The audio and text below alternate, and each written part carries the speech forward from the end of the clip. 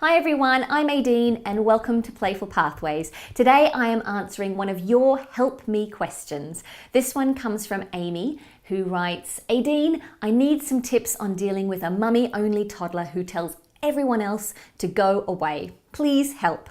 Thank you very much for your question, Amy. Sounds as though you are definitely your child's favorite person at the moment, which can be lovely, but can also be extremely frustrating when you have got other things to do or places to be, or frankly, you just want to have a few moments to yourself. So while you're going through this clingy phase, it's really important to remember that you are your child's main source of security and comfort, and they're going to be using their relationship with you and perhaps with one or two other people as a secure base from which they can explore the world. So this means that your child's going to be close to you, then they're going to start to experiment with being independent, meeting other people, but as soon as they experience something that makes them feel anxious or insecure, they're going to rush right back to being close to you again so they can get that reassurance. When a resurgence of clinginess happens, there's usually a reason behind it. Children love consistency and predictability. This gives them their sense of safety. So I'm wondering if anything has changed recently in your child's life. This could be changes in the environment, like where you live or where they go to school. It could be changes in the routine. It could be changes in the people in their life. Perhaps some members of staff have changed at their nursery or daycare, or they've met some new people in their life who they weren't quite so sure about. Any of these, even little mild changes, can sometimes drive a child's need to be close to you again. Clinginess can also be about having some power and control, which can be healthy needs when they're about wanting to make us feel more stable and secure.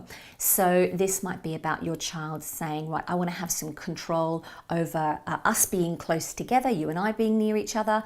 I want to have some control over who is allowed to come near me, and I'd like to also have some control about who is allowed to go near you. To better answer your question and give you advice, I'm going to have a look at my 6 roots of strong parent-child relationships, and today I'm specifically going to focus on 3 of them: on consistency, on tuning in, and reflecting. So to begin with, let's have a look at consistency. And this really is about the routine and making sure that it is consistent and predictable as you can possibly make it. So this is going to be about when you wake up in the morning and getting ready, going out, coming home, going to bed, and everything in between. You want this to be consistent to the point of being absolutely boring. And then as your child gets older and as your toddler becomes more verbal, you can begin to help them to understand time and help them to understand and order their day by letting them know what's coming next, and perhaps even giving countdowns as they transition from one activity to the next.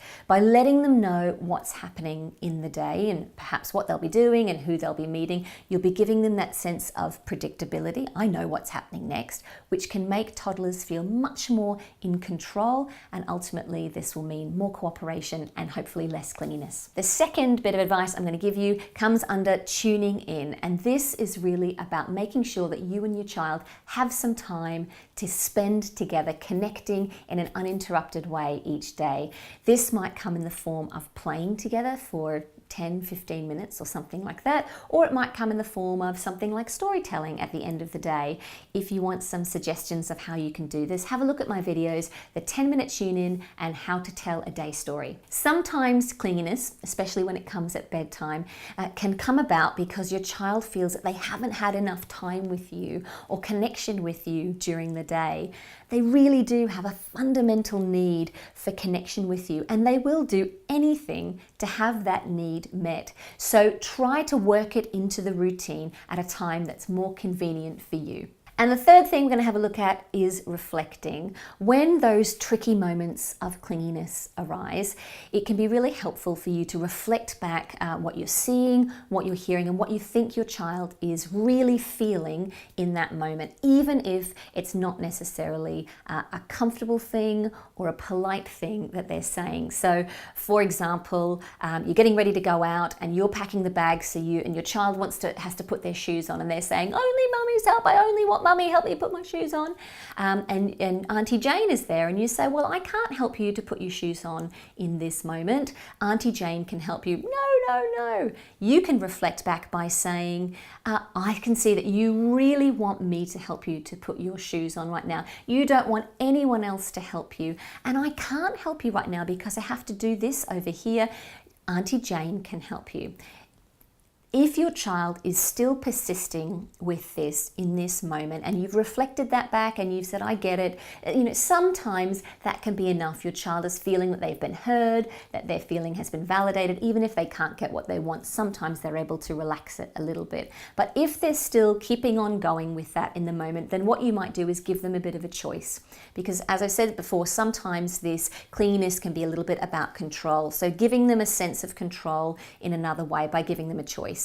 So you might say, well, I can't help you right now, but you can choose. Auntie Jane can help you, or you can have a go at doing them by yourself. You choose, you decide what you'd like to do. Sometimes that's enough then for your child to crack on with it and to meet that need for control in the moment. But at the very least, what you've done is you've said, I get it, I know what you're feeling, and even if I can't give you exactly what you want in the moment, I'm honoring and respecting that is your feeling. So to summarize, try to make the routine as consistent as you possibly can. If this clinginess is about changes and those making your child feel more insecure, then hopefully over time with a consistent routine, some of that clinginess will start to diminish. Secondly, try to make opportunities for tuning into your child. So creating opportunities, moments in the day where they can have that need for connection met in a way that is more convenient for you. Thirdly, make sure that you are reflecting back your child's thoughts and feelings so that they feel listened to and understood. This doesn't mean changing any rules or expectations that you have. You can empathize with them and their experiences without doing that. And finally, remember that this time won't last forever. Thank you very much for your question, Amy. I really hope that you found that answer useful. To see more of my videos, then make sure that you subscribe to my YouTube channel. And if you've got a question that you'd like me to answer, then head to my Patreon page where patrons can submit their questions and they can also get other resources and guides associated with my videos. Thanks for watching, and hopefully I'll see you again soon.